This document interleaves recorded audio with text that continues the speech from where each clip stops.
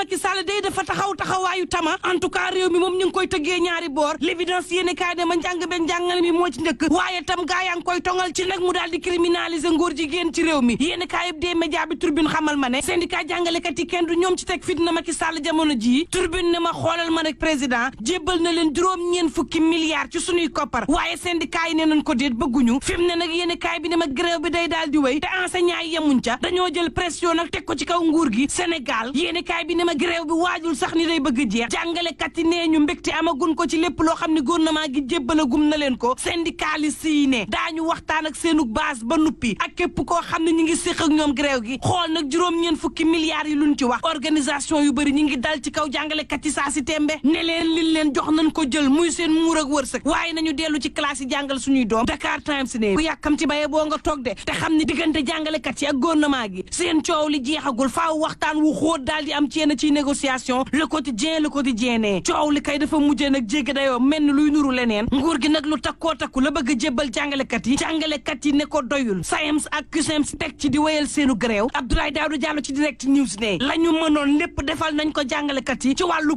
proposition dooree ko nag ci xool seeni prime faf ñu tuddee ko ay performance scolaire ndàmpaay jàngalekat yi ñu yokk ci téeméer boo jël juróom fukk ba juróom benn fukk contrôle ak encadrement ndàmpaay li yóbbu nañ ko ba téeméer ak yeneen yokk goo xam ne Direct News mi ngi may xamal ne jàngalekat yi yokkal nañ leen ko Sud Quotidien xamal ma ne round 2 de lañ tollu woon ci négociation diggante syndicat ak jàngalekat yi waaye nag saafara mujj caa juddu fa mu taxawoon coow la ba tey daanaka jugewu fa wala bu fa jugee la fa am saafara bariwul jàngalekat yi nee ñu base ba rek faaw ñëpp ñu seqaloon grève yi xool ba xam lii leen gouvernement gi proposé ànd nañ ci am déet fi mu ne alxames lañu joxante waak dig daje ñoom jàngalekat yi ak gouvernement gi ngir waxtaan wi mujj xool ndax am proposition yi leen gouvernement gi defal daan ci ànd am déet waaye tam buñ ci àndee leen bëgg nekk yokkute waaye jàpp leen ni ba tey suñuy doom ci mbedd bi la ñuy xëy njàng meeg njàngale mi dafay wéy nekk ci grève Sud Quotidien ne ma Moustapha Diakhaté day ma ngay tuumaal gouvernement gi ne nag ñoo yàgg digeeg jàngalekat yi duñu deful waaye tam ma ngay ŋàññi jàngalekat yi xamal leen ni ne fa ñu teg seenu baaraam lu leen jox ñu ne doyuli doxut 24 heures yéeni kaay ne ma dañoo nekk ci réewum Sénégal boo xam ni day saa si tembe askan wi ci boppam ñoo xam seeni bëgg-bëgg askan waa yeewu te askan wi it ñooy jàmbat mel ni nag jàmbat leen ciy mujj weñ loxol président Macky Sall fan koy jaaraleeg fa muy jaar président Macky Sall nag war a diglu askanam xool seenu njàmbat nafar ko tey daal di ci soldaalam ngir xool nees koy saafara événement mars 2021 yi wan na président Macky Sall ne ko askan wi jamono ji bokk nañ ciy dogal élection ak imposture yu politique yi wan nañu président Macky Sall ne ko réew mi am na leen lu koy doxal criminalisation homosexualité bi nga xam ne ñoo ngi koy yuuxu ci réew mi président bañ gaay te tëcc war naa wan Macky Sall ne ko askan wi day bunu mattee daanaka dafay dagg 24 heures yéene kaay ne ma lanu jéppee français yi nag fii ci réewum Sénégal président Macky Sall jëm leen a yey ba sonn askan wi ne déet bëgguñu nasaraan si lii war naa yee président Macky Sall politique bi léegi dootul ay digge de politique bi léegi dootul weñ la ko 24 heures yéene kaay ne ma politique bi léegi mooy Sénégal goo xam ne dañ koy tabax dak def comme réew moo xam ne fii la dund neexee coow li lëmbee réew mi te sonal président Macky Sall mooy coowal criminaliser ngóor jigéen tribune yéene kaay ne ma démb day manifestation bu rëy moo amoon ngir na xeex wàllu ngóor jigéen ànd sàmm ji koy ni président Macky Sall lii ñu bëgg daa nga ñu ko defal ndax nag fii ci Sénégal criminaliser nañ fi viol fii ci réewum Sénégal criminaliser nañ fi drogue lan moo waral nag président Macky Sall lànk ne Sénégal gii wàllu ngóor jigéen kenn du ko fi criminaliser te askan wi yëpp jugandoo xamal président Macky Sall ni ko ngóor jigéen baaxul benn diine nangu ko te ñun Sénégal bëggunu ngóor jigéen lan moo tax président Macky Sall bëgg ci ànd ak askan wi seenu bëgg-bëgg googee le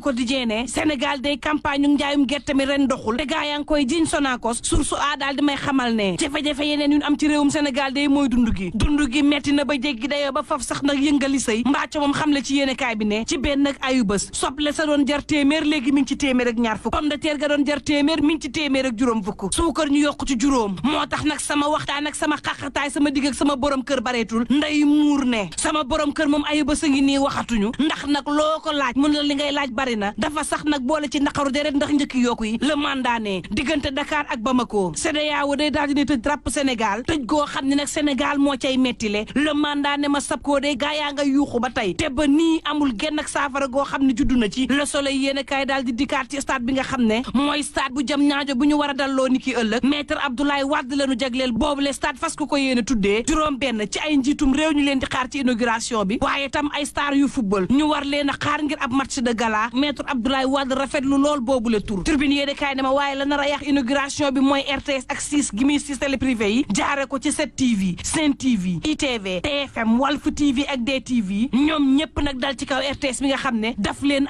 yéeni duñ bokk ci événement bi moom rek libération yéene kaay ne ma moom rek Bassirou Thiam moom lan njort ne moo faat Ndongo Gueye waaye bas day gannaaw bi lépp taxal na ko ba tey nag mi ngi wéy di weddi libération ne ma ca faatu Ndongo Gueye jaare ko ca Rama Camara Mohamed Sougou Mohamed Diallo maanaam ci lim fukk ci doomu aadama yoo xam ne ñàkk nañ seen bakkan diggante décembre ak février banu saytoo ba ca biir ña leen faat seenu mbokk lañu wala ñuy seeni xarit wala ñuy seeni jegeñaale réew mi ko di jeene ma kii day ab soxna la ci biir l'hôpital yi daal lay dugg mel ni apajkat téléphone malade bu mu fa fekk daal di jël sooy noppee jox jëkkër ji mu daal di jaay bu leen fàtte ni coronavirus mi ngi ci réew mi te day faat yéen du leen ak jàmm mbokk